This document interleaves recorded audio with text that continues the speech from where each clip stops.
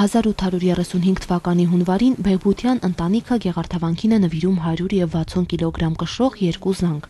Այդ զանգերը վանքում ղողանջում են շուրջ 180 տարի։ Վերջին տարիներին զանգերը մաշվածության պատճառով վնասվել էին և այլևս չէին զնգում։ 2010 թվականին Երևանաբնակ Ռաֆայել Այվազյանն իր օգնությունն է առաջարկում վանքին և վանահոր ու վանորեից տեսուչ տեր Արտակ եպիսկոպոս Տիգրանյանի առաջարկով ստանձնում է նոր զանգերի բարերարությունը։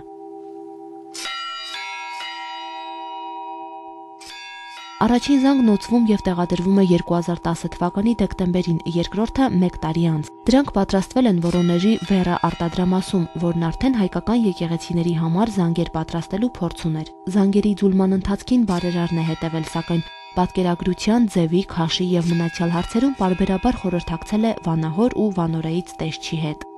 Մեծ զանգի վրա Թադեոս Առաքյալն է Գեղարդը ձեռքին, նաև Գեղարդավանքն է պատկերված, իսկ փոքր զանգը Սուրբ Խաչն ու Գեղարդն են զարդարում։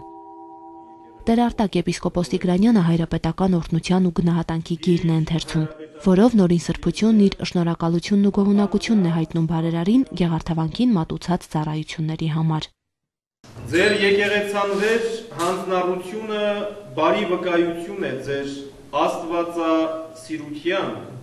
ազգասիրության ու եկեղեցասիրության։ Գեղարդավանք հավատացյալներին այսուհետ այս ղողանջները աղոթքի կկանչեն,